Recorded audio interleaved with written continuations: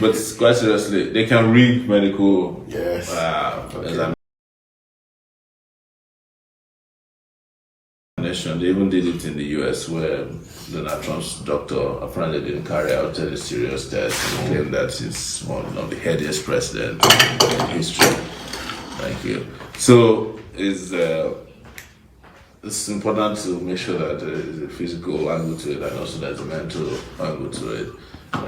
You've said a muffled word as dementia. Of course, I know there is because I've been writing about it on the Sahara Reporter that the Nigerian president is suffering from a lot of things. Is this really true? It is true. I've heard that if you go see him and you turn around and come back to him, you won't remember some 2 minutes later. So, but the greatest evidence of dementia is the way they're running the country. And you saw that unravel when they had a town hall meeting with Kadaria about a week ago. How the position of the president and that of the VP didn't seem to align, so the president forgets very frequently. He didn't understand the questions, so there's absolutely complications in terms of both physical and mental health. Wow. So, okay,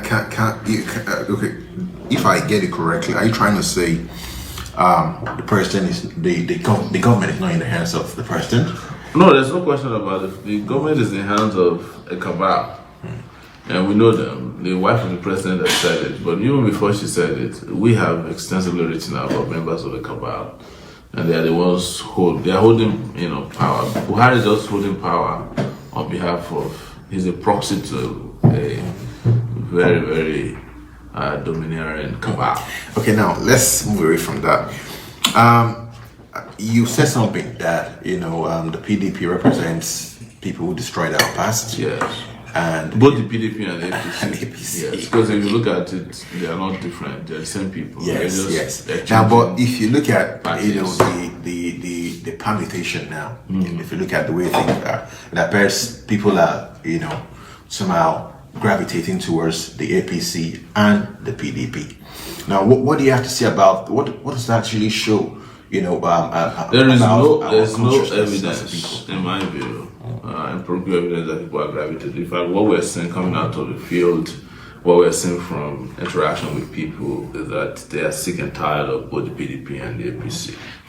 Forget about the sponsored rallies. They made people poor so that they can give them money and bust them to the rally. It doesn't mean anything, considering the fact that the majority of our people, there are 22 million people who are young people in this country who are registered to vote. There is no public space in Nigeria, stadium or stadia, that can take more than 50,000 people at a time. So let's assume that President Buhari, everybody at President Buhari's rally voted for him. He's had 4 rallies that I know of, and there are 50,000 people each. That's only 200,000 votes that can win the election for him. There's a silent majority of Nigerians who are registered to vote, who don't support the PDP, who don't support the APC, but they are willing to defeat them in this election. So I'm just saying that. I'm just saying that if your judgment is based on what you're seeing at rallies, it's not correct. And another thing to say about rallies is that it's a transactional process. Some of the people who went to Buhari's rally are paid, most of them, if not all. And the next day, if there's a rally for Atiku, they get paid. They move to the next rally. That's what they do because that's their own means of livelihood. Yeah. Okay. Another thing that people talk about is structure. Your party not being at the grassroots. But what do you think about this? It's not correct. So before the party was formed, about 4 or 5 months, this party came into being in August. Was registered in August, and before we came into being, we already have structures in 25 states. After we came into being, we have been able to prove that we have structure everywhere by traveling across Nigeria, and we've done about 33 states in 9 months. So that tells you that you can't just drive into a state or a city or a village or a town without knowing somebody there, and then you have people following you. it's not the case. The other party, the big parties I should call them, they don't have structures. They have retail outlets, that are used for bribing electorates, used for intimidating them, used for enticing them. That's what they have. If they have structures in the APC, they won't need to be buying votes in Ekiti or what they did in Osun. So they just have these transactional retail outlets that are used for carrying out their nefarious political activities. And then they come around and tell you that, we have structures across all the geopolitical zones, or we have it across the state. They don't have structure, they don't have organic structure. We have organic structure. I'll give you an example. I have not been able to afford a single billboard since we started because I can't afford it. But guess what? There is nobody who can claim that they don't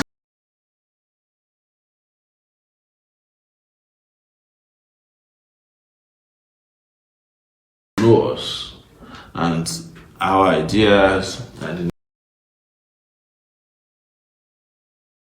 name of our party, our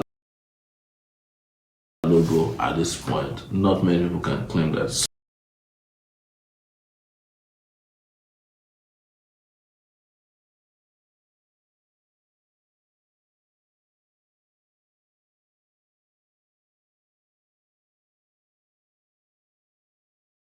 Some people may not, so you think about a party that is only 5 months old, that a party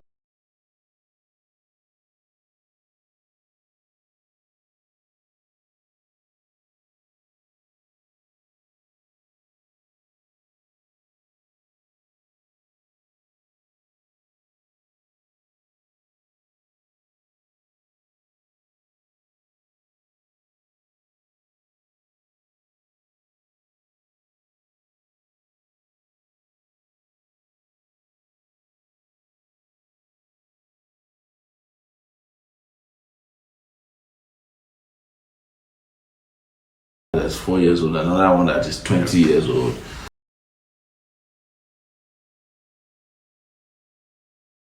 And look at the impact you have made, and you compare and contrast, and you can tell that we are doing way better than them in terms of organic structures across the country. Yeah. And the thing, you talked about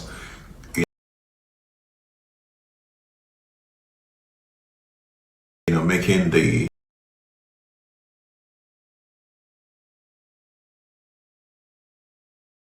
salary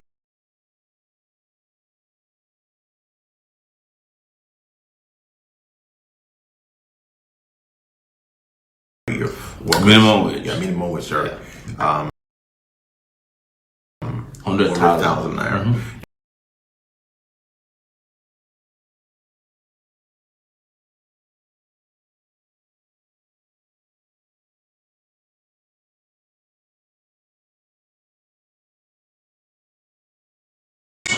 Almost half of our wage bill goes to ghost workers and corruption and mismanagement. And we've said that we'll leverage our technology to ensure that everybody that is resuming at a federal government office is doing civil service, who are in the civil service, who are not receiving 18,000 naira. Anybody working at NNPC, are they receiving 18,000 naira? Some of them, their take-home pay is like 20 million naira per month. I'm exaggerating, but if you add all of the allowances, extra codes, contributing our wealth the way it should. Okay. And we are creating wealth, or some of our wealth are natural to us, but we're not distributing. So we keep paying a few people huge salaries. So you look at the people who are opposed to minimum wage, they are the people earning maximum wage. So you look at the Senator of Nigeria, the Federal Republic of Nigeria, or House of Rep member, their take-home pay is 14 million naira, right? That is from allowances alone. But guess what? If you are earning 30,000 naira as a minimum wage, your take-home pay, you have to work for 38 years to make the monthly salary of a senator. Is that fair? But you guess what is important is to actually look at the realistic nature of surviving in Nigeria if you're a federal worker. Let's assume as a household you eat 1,000 naira every month, every day for food. Already your food is 30,000 naira every month. Yeah? Let's assume you're renting a house for 20,000. It's 50,000 already. Transportation, let's assume, is another 500. We already have 75,000. So if someone is going to work for you 9 to 5 p.m. or 8 to 4 p.m. every day, and he has to eat, he has to transport himself, he has to take care of himself, and you're paying him a wage, a slave wage, what do you think he'll do? He becomes corrupt. When he gets to office, he's looking for how to take care of himself, how to steal, or when he cannot find something to steal, he starts doing other businesses. Bring yam to come and sell. The other day, they come and sell Ankara in the office, and the civil service becomes completely useless because there's no incentive to work. So what we're saying is we need a living wage, and what the living wage will do immediately is that it starts to give people dignity. With 100,000, in our own estimation and understanding, you can become a federal worker who can take a 2 million naira mortgage loan, in which you can invest 20,000 of that every month to pay back the loan. Right? With 2 million naira or thereabout, you can start building a house for yourself in a village. That will revolutionize the housing sector. Right? It will bring about an economy around, housing, which is an economy that has a smaller GDP than we have, is paying across board.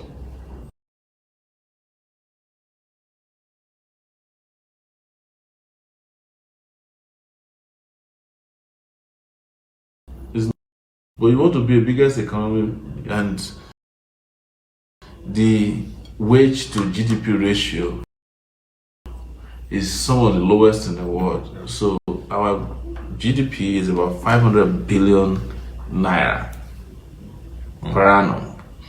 Our wage bill is about maybe 2 to 3 billion naira per annum.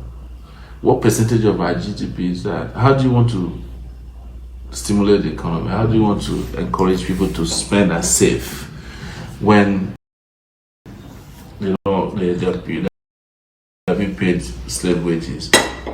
And we have argued this severally with people. No one of them can come up with any realistic pushback except, where will you find money? But we find money to pay extra costs. We find money to pay senators who are doing the wage bill of our senators, or not wage bill, but the cost of sustaining our lawmakers. All these loafers is about 1 point something trillion.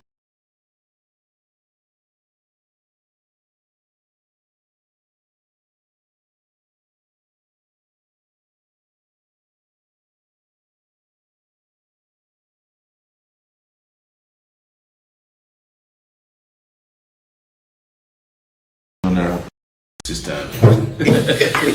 I want to hear it. So realistically, we want to structurally fight corruption, and one of it is paying people, wages that are commensurate with their sweat, so that they can have what we call sweat equity in the system. They feel belong, and they don't feel the need to steal. So preventive.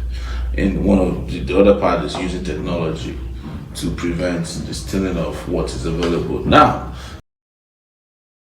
I've mentioned to you how we intend to use technology to make sure that everybody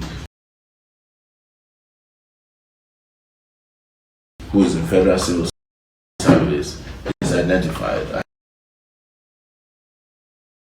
and identifiable.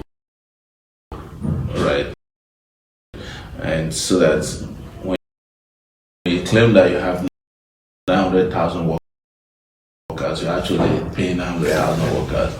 Not that you say you have 900 workers are resuming to work, but you are paying 1.5 million federal workers. So that will reduce immediately, the cost of running the wage bill of the country.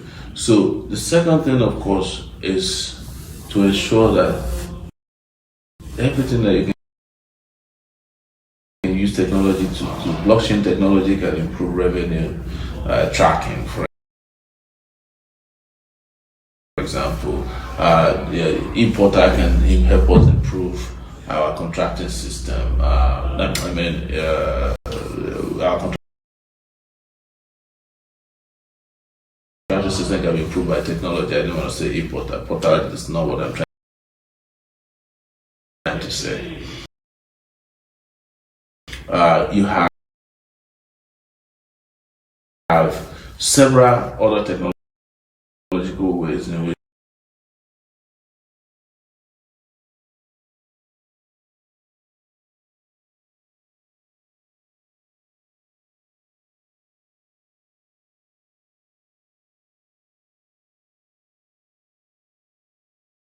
you can make things transparent. You can have a land registry that tells all the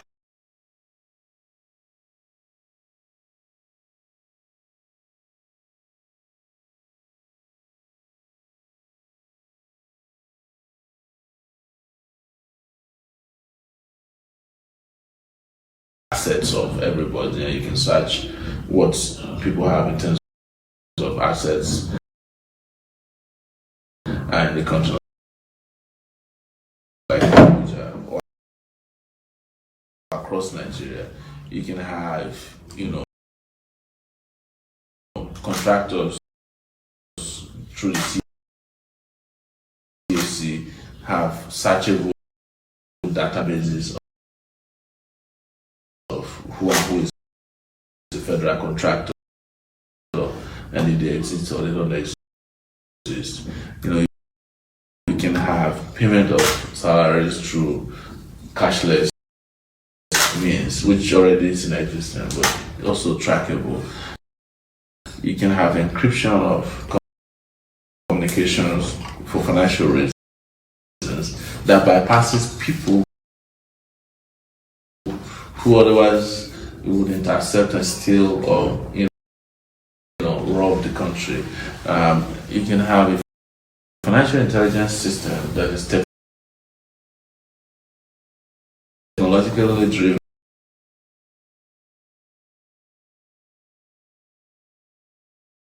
such that when money is moving around, the tracking of the money is so swift that before they leave the country, you can stop it.